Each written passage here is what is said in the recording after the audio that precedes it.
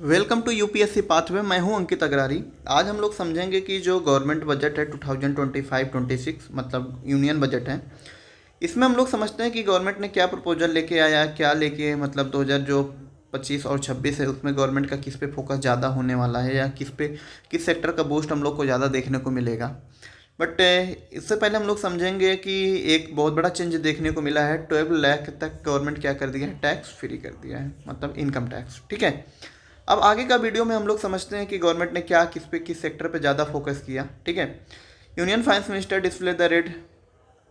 वही यहाँ पे हम लोग देख सकते हैं, खाता स्टाइल पाउच है गवर्नमेंट निर्मला सीतारमण जी जो पार्लियामेंट लेकर आती हैं। ठीक है, अब यहाँ पे देखते हैं budget document arrive at the parliament, मतलब जो फाइनेंस मिनिस्टर उनसे पहले ये डॉक्यूमेंट्स कहाँ पहुँच सकता जाता है, पार्लियामेंट। ओके, और जो हमारे प्रेसिडेंट हुए द्रौपदी मुर्मू, वो कहीं ना कहीं क्या करती हैं, दही और चीनी फीड करती हैं, खिलाती हैं किसको, निर्मला सीतारमण जी को। कहीं ना कहीं हमारे जो कंट्री है वहाँ पे दही एंड चीनी को शुभ माना जाता है कोई भी चीज़ करने से पहले।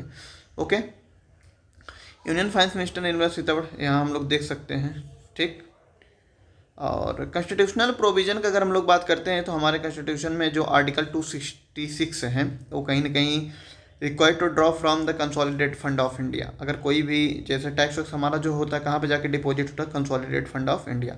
बट अगर हम लोग बजट टर्म का बात करते हैं तो हमारे कॉन्स्टिट्यूशन में बजट टर्म मेंशन नहीं है, उसके जगह पे क्या है, एनुअल फाइनेंशियल स्टेटमेंट। ओके, इसको जरूर याद रखना, बहुत इंपॉर्टेंट है। ठीक, आर्टिकल 112 से 117 मतलब 112 से 117 तक जो हमारा constitution deal with the financial matters, मतलब जितने भी फाइनेंस से रिलेटेड मैटर डील होता है सब आर्टिकल कितने अंदर में मेंशन है, 112 से लेकर 117 तक।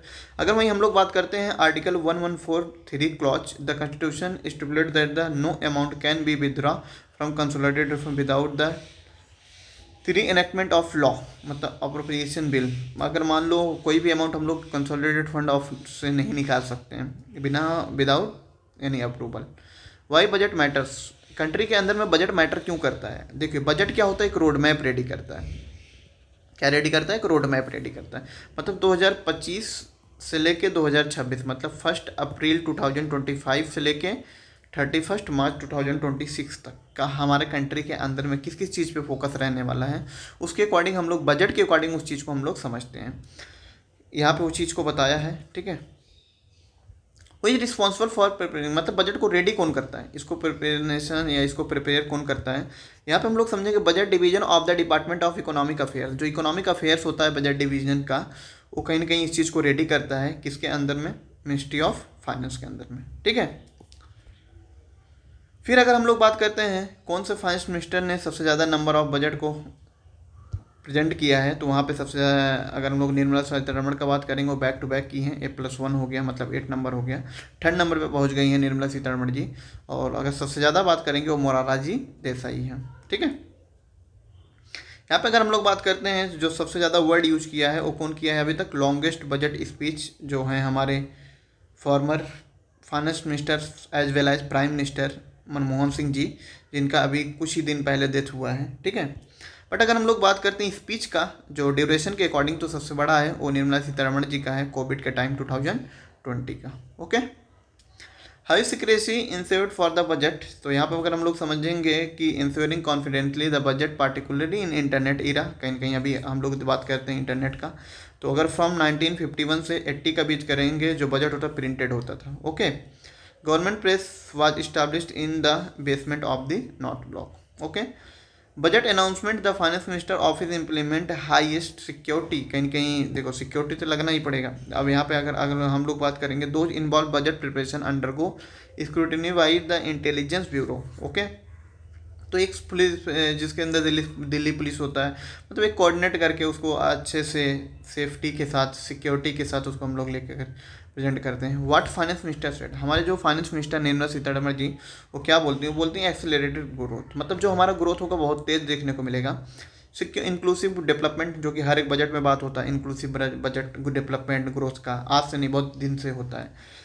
प्राइवेट इन्वेस्टमेंट, कहीं ना कहीं प्राइवेट इन्वेस्टमेंट का बात करेंगे तो फॉरेन इन्वेस्टमेंट का भी बात कर लेते हैं। एफडीआई प्लस एफपीआई पे भी फोकस है कुछ कुछ सेक्टर्स में। ठीक है, जैसे इंश्योरेंस सेक्टर में। Okay, uplift house hold sentiment, enhance spending power of the Indian rising the middle class. ठीक है, कहीं न कहीं देखो हम लोग क्या बात करते हैं, गवर्नमेंट पुअर को क्या दे देता है, सब्सिडी दे देता है। कॉर्पोरेट के लिए गवर्नमेंट ज़्यादा इंटरफेयर नहीं करता, बट मिडिल क्लास के लिए गवर्नमेंट क्या करता है, सबसे पहले ज़्यादा फोकस मिडिल क्लास के लिए हम लोग ज़्यादा ध्यान देते हैं। तो इसमें वर्ड यूज किया गया है गरीब, यूथ, अन्नदाता एंड नारी। अगर हम लोग गरीब का बात करेंगे पुअर, यूथ मतलब हो गया युवा, अन्नदाता मतलब हो किसान, एंड नारी वीमेंस। इस सब पे गवर्नमेंट ये हमारे फाइनेंस मिनिस्टर जी टर्म यूज करती है। तो ये स्टेटमेंट पूछता है कौन सा ऐसा टर्म था जो फाइनेंस मिनिस्टर जी यूज की थी अपने बजट के स्पीचमेंट में या स्पीच में। ओके, निर्मला सीतारमण ये भी बोलती हैं कि हमारा जो कंट्री के अंदर में ग्रोथ जो है वो डाउन देखने को मिल रहा है। तो उसके पीछे एक बहुत बड़ा रीजन है कि ग्लोबल इकोनॉमिक ग्रोथ, मतलब कहीं कहीं ग्लोबली हम लोग को एक बहुत बड़ा स्लो डाउन या जियो पॉलिटिक्स का प्रॉब्लम देखने को मिल रहा है मिडिल ईस्ट में, वो भी एक बहुत बड़ा प्रॉब्लम है। ठीक है, we see the next 5 year unique opportunity to realise सबका विकास। ओके, व्हाट डज विकसित भारत। अगर विकसित भारत का बात करेंगे तो वहाँ पे सबसे पहले विकसित भारत का यहाँ पे है जीरो पॉवर्टी होना चाहिए, 100% quality good and school education होना चाहिए, मतलब एजुकेशन काफ़ी बेटर होना चाहिए, access to high quality affordable and comprehensive health care होना चाहिए, जो कहीं ना कहीं चाहे वो रिच हो चाहे वो पुअर हो, सबके लिए ईजिली वो चीज़ अफोर्डेबल हो। 100% skilled labour with meaningful employment होना चाहिए, मतलब स्किल्ड लेबर, स्किल्ड पे फोकस होना चाहिए गवर्नमेंट का, एज वेल एज कहीं कहीं एम्प्लॉयमेंट को भी इंक्रीज होना चाहिए। 70% वीमेन इन इकोनॉमिक एक्टिविटीज़, मतलब कहीं कहीं गवर्नमेंट का फोकस ये भी रहेगा कि वीमेन का इंगेजमेंट ज़्यादा हो इकोनॉमिक एक्टिविटीज़ में, जिससे कि देखिए अगर सब इंगेज रहेगा ना, एक बहुत बड़ा एडवांटेज होता है कि कंट्री के अंदर में क्राइम, बहुत सारे करप्शंस हमको लगता है कि वो कम हो जाता है। Farmers making India the food basket of the world, कहीं कहीं हमारे जो किसान होते हैं पूरे वर्ल्ड के लिए एक वो फूड बास्केट का काम करते हैं। ठीक है, to realise goal of the विकसित Bharat, this budget focus on the transformative, ये भी याद रखना है, ट्रांसफॉर्मेटिव रिफॉर्म अक्रॉस 6 डोमेन्स। सबसे पहले taxation, power sector, urban development, mining, financial sectors and regulatory reforms. इस 6 सेक्टर पे गवर्नमेंट ने पूरी फुल्ली तरह से फोकस किया है। अब अगर स्पेन 10 ब्रॉड एरिया का बात करेंगे, सबसे पहले एग्रीकल्चर ग्रोथ जो कि हर एक बजट में रहता है, building rural prosperity and realisation, taking everyone together on the inclusive growth path, मतलब कहीं ना कहीं गवर्नमेंट कोशिश करेगा कि सबको एक पाथ में लाने का जिससे इंक्लूसिव ग्रोथ देखने को मिले। उसके बाद बूस्टिंग मैन्युफैक्चरिंग सेक्टर, इसके अंदर में गवर्नमेंट जैसे बताया था ना प्रोडक्शन लिंक्ड बोल के लाएगा, गवर्नमेंट लेके आया है, जिससे कि मोबाइल फ़ोन, लैपटॉप, उसके बाद कंप्यूटर, ये सब चीज़ को कहीं ना कहीं अच्छे से बेटर से ग्रोथ किया जा सकते हैं। सपोर्टिंग एमएसएमई सेक्टर को काफ़ी ज़्यादा सपोर्ट दे करेगा government. Enabling employment lead development, कहीं ना कहीं गवर्नमेंट में अगर कंट्री के अंदर ग्रोथ हो वो ज़्यादातर कहीं ना कहीं क्या क्रिएट करें, एम्प्लॉयमेंट क्रिएट करें, जिससे कि कंट्री के अंदर में लोगों का अगर एम्प्लॉयमेंट मतलब जॉब बढ़ेगा तो कहीं ना कहीं लोगों का क्या होगा, परचेजिंग पावर इंक्रीज होगा। Okay, investing in people, economic and innovation, government का ये भी बहुत ज़्यादा फोकस है। सिक्योरिंग एनर्जी सप्लाई, ये बहुत बड़ा टारगेट है गवर्नमेंट का कि एनर्जी जो है वो सिक्योर, क्योंकि एनर्जी पे ही पूरा अच्छा है। मैन्युफैक्चरिंग सेक्टर का बात करो, कोई भी सेक्टर का बात करोगे, वो मोस्ट ऑफ डिपेंडेंसी उसका किस पे होता है, एनर्जी सेक्टर पर होता है। प्रमोटिंग एक्सपोर्ट, कहीं कहीं गवर्नमेंट कोशिश करेगा किसको प्रमोट किया जाए, एक्सपोर्ट को। और एक्सपोर्ट अगर हम लोग क्रिएट इंक्रीज करेंगे तो एक्सपोर्ट इंक्रीज करने की वजह से कंट्री के अंदर में क्या इंक्रीज होगा, डॉलर। ओके, इनोवेशन पे गवर्नमेंट पूरी तरह से फोकस करेगा। ठीक है, अब एक एक हम लोग कर समझते हैं। सबसे पहले agriculture growth and building rural prosperity, इसके अंदर गवर्नमेंट ने प्राइम मिनिस्टर धन धान्य कृषि योजना डेवलपिंग एग्री डिस्ट्रिक्ट प्रोग्राम को किया, जिसमें 100 डिस्ट्रिक्ट को गवर्नमेंट कवर करेगा। लाइकली इसमें कितने फार्मर्स को हेल्प होने वाला है, 1.7 करोड़ फार्मर्स को। इनहेंस क्रेडिट थ्रू, मतलब कहीं ना कहीं गवर्नमेंट क्या करेगा, केसीसी क्रेडिट कार्ड, किसान क्रेडिट कार्ड, और जिसमें कितने 7.7 करोड़ फार्मर को, फिशरमैन एंड डेयरी को लोन ऑफ द 5 लाख तक आराम से मिल सकता है। ठीक है, ये बहुत अच्छा हो सकता है। उसके बाद national mission on high yielding seeds, government high yielding seed पे ज़्यादा फोकस करेगा, जिससे कि प्रोडक्शन इंक्रीज हो, और प्रोडक्टिविटी अगर इंक्रीज होगा तो ऑटोमेटिक प्रोडक्शन कंट्री के अंदर में इंक्रीज हो जाएगा। ओके, मखाना बोर्ड इन बिहार, मखाना मालूम है एक वाइट कलर का होता है। ठीक है, और इस पर गवर्नमेंट काफ़ी ज़्यादा फोकस कर रहा है। इसमें बिहार का प्रोडक्शन बहुत ज़्यादा होता है। कहीं ना कहीं ये बिहार के जीडीपी के लिए, मतलब जो स्टेट जीडीपी होता है उसके लिए बहुत ज़्यादा एडवांटेज होने वाला है। मिशन फॉर कॉटन प्रोडक्टिविटी को आज के टाइम पे एक चीज़ याद रखना, आप नंबर लगाने से नहीं बढ़ेगा कोई भी चीज़, आपको प्रोडक्टिविटी बढ़ाना पड़ेगा, मतलब स्किल पे फोकस करना पड़ेगा। तो 5 year mission to facilitate improvement in the productivity and the sustainability of the cotton farming. कहीं ना कहीं कॉटन फार्मिंग पे गवर्नमेंट का फोकस रहेगा, जिसकी वजह से कहीं ना टेक्सटाइल इंडस्ट्री को बूस्ट मिलेगा, मतलब वहाँ पे भी जॉब इंक्रीज होगा। ओके, आत्मनिर्भर भारत इन पल्सेस, जैसे कि अभी तक हम लोग को पता है कि पूरे वर्ल्ड में सबसे ज़्यादा कंजम्पशन हम ही लोग करते हैं किसका, पल्सेस का। बट एक चीज़ और पता होना चाहिए कि हम लोग क्या हैं, डिपेंडेंट है पल्सेस किलो के, मतलब दूसरे कंट्री पे। तो गवर्नमेंट को कोशिश रहेगा कि आत्मनिर्भर करें, कहीं न कहीं enhancing protein content development and the commercial ability of the climate relief, increasing productivity, improving post harvest storage. तो कहीं ना कहीं गवर्नमेंट स्टोरेज पे भी फोकस करेगा कि कहीं ना कहीं कोई जो भी चीज़ हम लोग बाहर से मंगाते हैं, बाहर से ना मंगा के अपने कंट्री के अंदर में उस चीज़ का प्रोडक्शन किया जाए। India post as the catalyst for the rural economy, rural economy जो है और रूरल डेवलपमेंट के लिए कहीं ना कहीं पोस्ट जो होगा उसके through DBT, direct benefit transfer, cash out on EMI pickup, credit service to the micro enterprise. मतलब गवर्नमेंट का पूरी तरह से फोकस है कि स्मॉल फार्मर्स एंड स्मॉल्स जो बिजनेसमैन हैं उनको भी कैसे हम लोग क्या करें, इंटीग्रेट करें। Okay, supporting MSME and the furthering make in India. Make in India, India का मतलब हमारा जो गवर्नमेंट है उसका बहुत बड़ा कंपेनिंग है, और इसके थ्रू हम लोग कोशिश कर रहे हैं कि छोटा मोटा जितने भी चीज़ें का हम लोग प्रोडक्शन करते हैं या इंपोर्ट कराते हैं उसको कहीं ना कहीं अपने कंट्री के अंदर में मैन्युफैक्चरिंग किया जाए। Credit card for the micro enterprise, micro enterprise को क्रेडिट कार्ड का फैसिलिटी दे दिया जाएगा जिसमें 5 लाख का लिमिट रहेगा, और उनको जो उद्यम होंगे, कहाँ उद्यम पोर्टल पे जो रजिस्टर्ड होंगे first year, 10 lakh such card will be issue. ठीक है, scheme for the first time entrepreneurship, जो नए नए अभी आज के टाइम पे पहले पहले मतलब एंटरप्रेन्योर अभी कंट्री के अंदर बहुत निकल रहे हैं, ठीक है, उनको फर्स्ट टाइम 5 लाख तक का सपोर्ट मिलेगा, including women, schedule caste and schedule tribes. मतलब कहीं कहीं गवर्नमेंट कोशिश किया है बैलेंस करने का, मतलब सबका साथ सबका विकास का जो गवर्नमेंट का नारा है उस पर पूरी तरह से फोकस करने का। Manufacturing mission with the mandate to focus on जैसे ease of and cost of the doing business, ease of doing business में गवर्नमेंट काफ़ी अच्छा परफॉर्मेंस भी कर रहा है, और गवर्नमेंट में इसमें बहुत ज़्यादा फोकस रहेगा। उसके बाद future workforce for in demand jobs, मतलब कंट्री के अंदर में जैसे कि एम्प्लॉयमेंट, देखो एम्प्लॉयमेंट ओरिएंटेड है गवर्नमेंट, हर जितने भी चीज़ को इम्प्रूवमेंट करने का कोशिश कर रहा है गवर्नमेंट, हर चीज़ में एम्प्लॉयमेंट ओरिएंटेड करने का कोशिश कर। अब vibrant and dynamic MSME sector, ability of the technology, quality product, मतलब clean tech manufacturing for climate friendly development. मतलब कहीं ना कहीं एक के चक्कर में दूसरा ई खराब ना हो, मतलब एक इकोनॉमिक ग्रोथ के चक्कर में इन्वायरमेंट ख़राब ना हो। उसके बाद लेबर इंसेंटिव सेक्टर्स पे गवर्नमेंट का फोकस है, जैसे कि मैं यहाँ पे बताया कि जॉब ओरिएंटेड की तरफ गवर्नमेंट ज़्यादा जाना चाह रहा है, एम्प्लॉयमेंट ओरिएंटेड की तरफ। जैसे focus product scheme for the footwear and the leather, मतलब जो हमारे कंट्री में बहुत सारा चीज़ हम लोग क्या करते हैं, इंपोर्ट कराते हैं ना, उसको हम लोग क्या बने, आत्मनिर्भर बने, मतलब सेल्फ रिलायंस बने। जैसे टॉय सेक्टर हम लोग ज़्यादातर चाइना से इम्पोर्ट कराते हैं, अब मेक इन इंडिया के थ्रू उसको एक बहुत बड़ा ब्रांडिंग मिलेगा।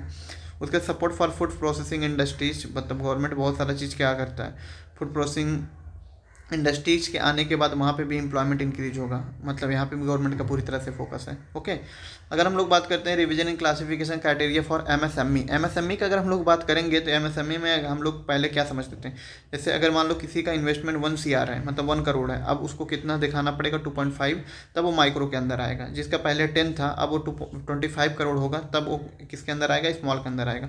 जिसका पहले इन्वेस्टमेंट 50 करोड़ था अब उसको 125 होना चाहिए, मतलब दिखाना नहीं है, होना चाहिए एक्चुअल में, तब वो हम लोग उसको मानेंगे मीडियम इंटरप्राइज। और अगर हम लोग टर्नओवर के अकॉर्डिंग देखेंगे तो पहले जिसका 5 था, 5 करोड़ टर्नओवर, अब वो 10 होना चाहिए। 50 से कितना कर दिया, 100 कर दिया, 250 से कितना कर दिया, 500 कर दिया। तो यहाँ पे ये न्यू है, ये भी याद रखना, क्योंकि ये कहीं ना कहीं आंसर राइटिंग में हेल्प करेगा। ओके, यहाँ पे हम लोग समझते हैं investing in people economy and innovation. अगर इनोवेशन की बात करेंगे जैसे सक्षम आंगनबाड़ी एंड द पोषण, मतलब कहीं ना कहीं गवर्नमेंट कोशिश करेगा न्यूट्रिशन और आंगनबाड़ी जो सेक्टर वहाँ पे काफ़ी अच्छा हो। फिर उसके बाद expansion of the capacity in IITs, मतलब आईआईटी को गवर्नमेंट कोशिश करेगा कहीं कहीं एक्सपेंस करने का। Day care cancer centre in all district hospitals, मतलब जितने भी डिस्ट्रिक्ट हॉस्पिटल है सब में कहीं ना कहीं एक कैंसर केयर सेंटर का बात करेगा, मतलब ध्यान रखेगा। ठीक है, भारतीय भाषा पुस्तक स्कीम, जिसकी वजह से हम लोग अपना जितने भी चीज़ें डिजिटल फॉर्म में उसको क्या कर सकते हैं, हम लोग डिजर्व कर सकते हैं। प्रिजर्व कर सकते हैं। National centre for excellence for skilling, जैसे गवर्नमेंट का कोशिश है स्किल डेवलपमेंट। स्किल डेवलपमेंट मतलब हुआ अगर स्किल इंक्रीज होगा ऑटोमेटिक कहीं ना कहीं कंट्री के अंदर में जॉब इंक्रीज होता जाएगा और प्रोडक्टिविटी भी बढ़ेगा। उसके बाद अटल टिंकरिंग लैब्स, जिससे 50,000 लैब सेटअप किया जाएगा गवर्नमेंट स्कूल्स में नेक्स्ट 5 ईयर में। Centre of excellence in artificial intelligence for, जैसे एआई का ज़माना है सबको पता है, जिसमें गवर्नमेंट कितना खर्चा करने वाला है 500 करोड़। उसके बाद ब्रॉडबैंड, जैसे कि हमारे स्कूल्स में और प्राइमरी हेल्थ केयर में हम लोग को क्या नहीं देखने को मिलता, इंटरनेट देखने को नहीं मिलता। अप्रॉक्स 50% स्कूल में हम लोग को इंटरनेट देखने को मिलता है। गवर्नमेंट का उस पर भी फोकस है, कहीं ना कहीं क्या किया जाए, इंटरनेट को प्रमोट किया जाए। एक्सपेंशन ऑफ मेडिकल एजुकेशन, कहीं कहीं मेडिकल एजुकेशन को और ज़्यादा क्या किया जाए, इंक्रीज किया जाए। Okay, investing in people economy and the innovation, कहीं कहीं गवर्नमेंट का और आगे देखेंगे तो इसके अंदर में क्या है, supporting to state for infrastructure, कहीं कहीं इंफ्रा तो देखो हार्ट बोलते हैं, heart of economy, heart and soul भी बोल सकते हो, बैकबोन भी बोल सकते हो। तो विदाउट इंफ्रा कोई भी कंट्री का इकोनॉमिक ग्रोथ नहीं किया जा सकता है। तो कहीं ना कहीं गवर्नमेंट को 1.5 लाख करोड़ का टोटल बजट है इस पे खर्चा करने का। 50 year interest free loan to state for the capital expenditure, ठीक है, इंटरेस्ट फ्री लोन रहेगा 50 साल के लिए। जल जीवन मिशन जो अचीवमेंट है 100% कवरेज का, उसको एक्सटेंड कर दिया गया है 2028 तक। पावर सेक्टर को रिफॉर्म किया गया है कि मतलब जितने भी स्टेट गवर्नमेंट हैं सबका अपना टोटल जीडीपी का 0.5% एडिशनल बोरोइंग वो कर सकते हैं, किसके लिए, पावर सेक्टर के लिए। एसेट मोनेटाइजेशन प्लान का गवर्नमेंट किया है। एसेट मोनेटाइजेशन प्लान होता क्या है, मान लो गवर्नमेंट का जो इतना भी एसेट है उसको क्या लग सकता है, लीज पे रख के उसको क्या ले सकता है, लोन ले सकता है या उससे पैसा ले सकता है। वो पैसा को किस पे लगाएगा गवर्नमेंट, कहीं कहीं कैपिटल एक्सपेंडिचर में खर्चा करेगा। अर्बन चैलेंज फंड, जैसे आज के टाइम पे अर्बन में बहुत ज़्यादा प्रॉब्लम, जैसे वाटर शॉर्टेज हो गया, सैनिटेशन का प्रॉब्लम आता है, ठीक है, ये सब पे गवर्नमेंट एक अर्बन चैलेंज फंड का बनाया। उसका मैराइन डेवलपमेंट फंड, कहीं ना कहीं गवर्नमेंट इस पर भी फोकस किया है, जिसमें 49% कंट्रीब्यूशन होगा by government. Nuclear energy mission for the विकसित भारत, न्यूक्लियर मिशन का अगर हम लोग बात करेंगे, मिशन फॉर विकसित भारत का बात करेंगे, amendment to the atomic energy act and the civil liability for the nuclear domain. तो गवर्नमेंट इस पे भी फोकस किया है, न्यूक्लियर सेक्टर को कैसे प्रमोट किया जाए। जैसे कि हम लोग पहले क्या करते थे, यूएसए से हम लोग बोले थे कि अगर न्यूक्लियर में कोई प्रॉब्लम होगा तो लायबिलिटी आपको लेना पड़ेगा, बट अमेरिका ने इसके थ्रू क्या लगा दिया था, बैन कर दिया था, बोला नहीं नहीं ऐसा कुछ नहीं होगा। बट अभी कहीं ना कहीं अमेरिका भी इसके लिए रेडी हो गया है। उड़ान, उड़े देश का आम नागरिक, ठीक है, इसका फुल फॉर्म है। तो रीजनल कनेक्टिविटी कोशिश किया कर रहा है गवर्नमेंट 120 न्यू डेस्टिनेशन को, जैसे कि लोकल एरिया को हम लोग क्या करें, कनेक्टिविटी कर पाएँ। Future needs of the Bihar, Bihar का अगर हम लोग बात करेंगे, greenfield airport, financial support for the western Kosi canal ERM project. उसके बाद स्वामिक फंड 15,000 करोड़ का है, जो कहीं ना कहीं क्या करेगा, through out the blended finance. Okay, उसका टूरिस्ट सेक्टर का बात करेंगे, गवर्नमेंट कोशिश कर रहा है कि 50 टूरिस्ट डेस्टिनेशन को कनेक्ट करने का विद द पार्टनर स्टेट्स, ठीक है। उसके बाद परफॉर्मेंस लिंक्ड इंसेंटिव का बात कर रहा है गवर्नमेंट, जैसे कि हम लोग प्रोडक्शन लिंक्ड इंसेंटिव का बात किया था पहले, जो कहीं ना कहीं मैन्युफैक्चरिंग सेक्टर के लिए था। Okay, introduction streamline e visa facility देगा गवर्नमेंट। मुद्रा लोन फैसिलिटी होम स्टे के लिए, जैसे मान लो बहुत लोग का घर होता है, अब लोग को प्राइवेटली हेल्प करेगा कि मतलब भाई आप, बहुत लोग क्या होता, एक प्राइवेट रूम रख देते हैं, अपने घर से ही खाना वाना सब कुछ सप्लाई कर देते हैं। तो इससे क्या होता है, गवर्नमेंट उसको भी सपोर्ट कर रहा है मुद्रा लोन के थ्रू। Incentive skill development programme for youth के लिए इंटेंसिव का बात किया है, स्किल डेवलपमेंट का। Ease of travel and connectivity tourist destination, मतलब जितने भी टूरिस्ट एरिया हैं सबको ईजिली करेगा गवर्नमेंट, कनेक्टिविटी करने का कोशिश करेगा। आगे हम लोग बात करते हैं PM रिसर्च फेलोशिप। अगर इसके अंदर हम लोग बात करेंगे, to provide 10,000 fellowship for the technological research IIT and IAS। उसके बाद research development innovation allocating to 20,000 crore to implement private sector research development innovation initiative. Gene bank for crops germ plants, अगर हम लोग सेकेंड जीन बैंक का बात करेंगे, 10 lakh germs plasm में जो लाइन 2 सेटअप करेगा government. Future food and nutrition security, मतलब गवर्नमेंट क्या करेगा, उस चीज़ को सिक्योरिटी करेगा, मतलब उस सबको प्रिजर्व करेगा, जिससे कि इन फ्यूचर में उसको हम लोग क्या कर सकें, यूज कर सकें। ज्ञान भारतम मिशन, उसके अंदर हम लोग देखेंगे documentation and the conservation of our manuscript, मतलब जो पुराने हेरिटेज हैं उसको मैन्युस्क्रिप्ट करेगा गवर्नमेंट 1 CR, मतलब 1 करोड़ के आसपास, जो national digital reporting and the knowledge system for the knowledge sharing to be set up होगा।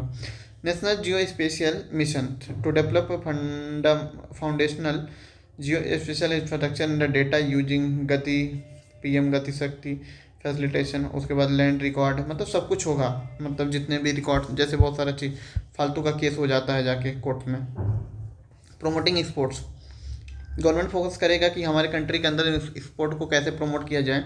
इसके अंदर में एक्सपोर्ट प्रमोशन मिशन गवर्नमेंट लेके आएगा, जिससे कि एमएसएमई को सपोर्ट मिलेगा और कहीं ना कहीं हमारे कंट्री के अंदर में प्रोडक्शन इंक्रीज होगा। प्रोडक्शन इंक्रीज होगा तो क्वालिटी पे ज़्यादा फोकस होगा, जिससे कि हम वो प्रोडक्ट को क्या कर सकें, एक्सपोर्ट कर सकते हैं।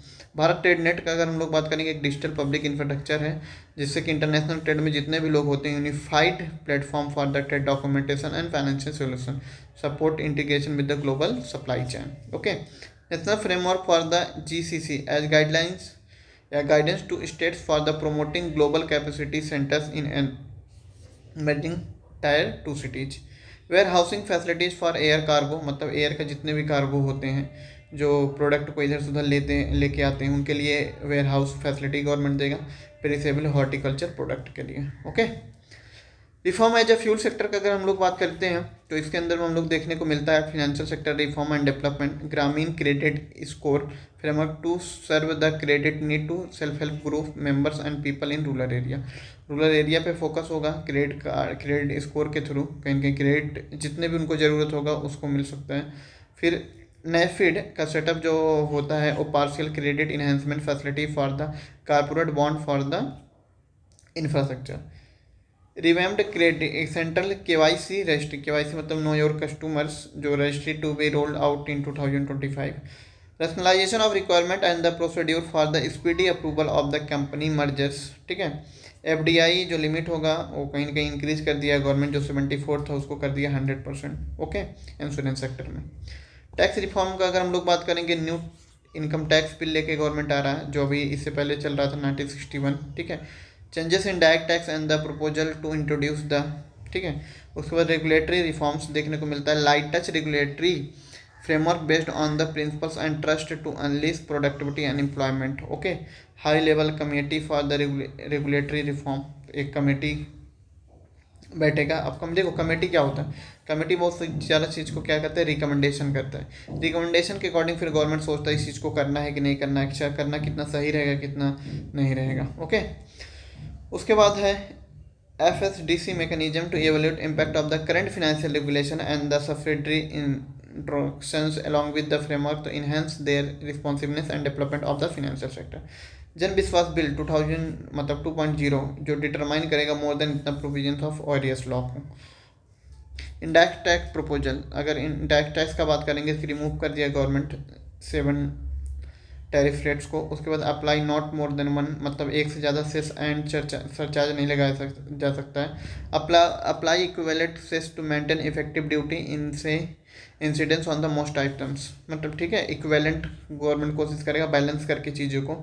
जैसे अगर हम लोग बात करते हैं कंट्री के अंदर में भी क्या है, इंडायरेक्ट टैक्स में GST, तो वही गवर्नमेंट कर रहा है कि यूनिफाइड करके चीज़ों को सही किया जाए, जिससे कि कहीं ना कहीं क्या हो, हर एक प्रोडक्ट का डिमांड कंट्री के अंदर में बढ़े। मेक इन इंडिया जो करेगा, exemption open cell for the LED टूम, उसके बाद TV looms for the textile capital goods and lithium ton battery. ठीक है, promoting of MRO exemption 10 years goods for ship building and the, मतलब government वही है, शिप बिल्डिंग पे भी फोकस करेगा। जैसे कि हम करंट अफेयर्स में बताया भी था कि गवर्नमेंट अभी क्या कर रहा है, मतलब जो रशिया के साथ हम लोग मिलके काम कर रहे हैं। ठीक है, export promotion, duty free input for the handicraft and the leather sectors, तो कहीं कहीं ड्यूटी फ्री रहेगा तो ऑटोमेटिक वो प्रोडक्ट क्या होगा, ईजिली इन किसी भी कंट्री के अंदर में इंटर कर सकता है। Trade facilitation time limit fixed for the finalisation providing assessment new proposal for voluntary declaration of the material fact post clearance and duty payment with the interest but without penalty. Okay, interest होगा but penalty नहीं होगा, government इसको भी सही करने का कोशिश किया है। जैसे क्या होता था पहले, क्या होता था, कोई भी चीज़ में क्या लगा देता गवर्नमेंट, पेनाल्टी लगा देता था, बट पेनाल्टी नहीं लगेगा, आप कुछ भी फाइन वाइन दे के उस चीज़ को सही कर सकते हैं। उसके बाद है improved access to life saving medicine addition to 26 से जो लाइफ सेविंग ड्रग्स था उसमें गवर्नमेंट क्या कर दिया, टैक्स फ्री कर दिया। 6 मेडिसिन में ओनली कितना किया, परसेंट ड्यूटी लिस्ट में रखा है। उसके बाद 37 medicine and 13 new patients assistant programme for exam list, ठीक है। Medical for the rare disease, cancer, severe chronic disease, ये गवर्नमेंट का फोकस है। मेडिकल सेक्टर को कैसे सही किया जाए और इम्प्रूव किया जाए। पर्सनल इनकम टैक्स का बात करेंगे तो reform with the special focus on the middle class. Middle class के लिए गवर्नमेंट बहुत ज़्यादा फोकस किया, और इसमें जैसे कि हम लोग बात किए 12% मतलब 12 लाख तक टैक्स फ्री कर दिया है। बट यहाँ पे अगर हम लोग बात करते हैं किसी का अगर मान लो इनकम 13 लाख हो जाता है, तो 13 लाख के केस में क्या होगा, 4 से 8% पे 5% लगेगा, ऐसा स्टार्टिंग से लगेगा। ओके, मतलब 12 से लेके 8 लाख तक कितना लगेगा, 5%। फिर 8 से 12 तक कितना लगेगा, 10%। 12 से 16 तक कितना लगेगा, 15%। मतलब अकॉर्डिंग टू जो भी होगा उनका इनकम के अकॉर्डिंग। ओके, टैक्स ले रहा है, यहाँ पे देख सकते हैं हम लोग, ठीक है। Existing rationalisation of TDS TCS for the easing difficulties, यहाँ पे टैक्स रिडक्शन जो हम लोग को सीनियर सिटीजन को डबल कर दिया गया। ओके, एनुअल लिमिट जो था 2.4 लाख, उसको TDS को रेंट कर दिया गया अगेंस्ट 6 लाख तक। encouraging voluntary compliance, extension of the time limit of the file updated return from the current limit 2 year to 4 year. Okay, reducing compliance burden, जैसे reduce compliance for small charitable trust institution, उसको भी increase करके 5 year से क्या कर दिया गया है, 10 ईयर्स। रुपी कम्स फ्रॉम, अगर हम लोग बात करते हैं हमारा जो गवर्नमेंट है उसका पैसा आता कहाँ से, सबसे पहले जो होता है वो 24% आता है हम लोग का पैसा कहाँ से, बोरोइंग से, जो एक पार्ट होता है लाइबिलिटी का, ठीक है। फिर उसके बाद इनकम टैक्स, फिर उसके बाद अगर हम लोग बात करते हैं तो GST एंड अदर टैक्स जो गवर्नमेंट, फिर कॉर्पोरेशन टैक्स। ओके, यहाँ पे इस चीज़ को जरूर याद रखना, GST ज़्यादा है या अदर टैक्स ज़्यादा है या फिर कॉर्पोरेशन टैक्स ज़्यादा है। नॉन टैक्स रिसिप्ट होता है, मतलब ये सब है। अगर 1 रुपया गवर्नमेंट कमाता है तो 24 पैसा ये हो गया, 22 पैसा ये हो गया, 18 पैसा ये हो गया, 17 पैसा ये हो गया, यूनियन एक्साइज ड्यूटी हो गया 5%। मतलब ये सब करके गवर्नमेंट 1 रुपया बनाता है। मतलब सबसे ज़्यादा कहाँ से गवर्नमेंट बनाता है पैसा, बोरोइंग करके। अब रुपया जो है वो गवर्नमेंट खर्चा किस पे करता है, अगर हम लोग बात करते हैं रुपया खर्चा करने का, सबसे ज़्यादा गवर्नमेंट का पैसा लोन से आता है, ठीक है। और ज़्यादा किससे है, state share of taxes and duties 22% state को मिलता है। उसके बाद 20% गवर्नमेंट क्या करता है, इंटरेस्ट पेमेंट करता है वहाँ से।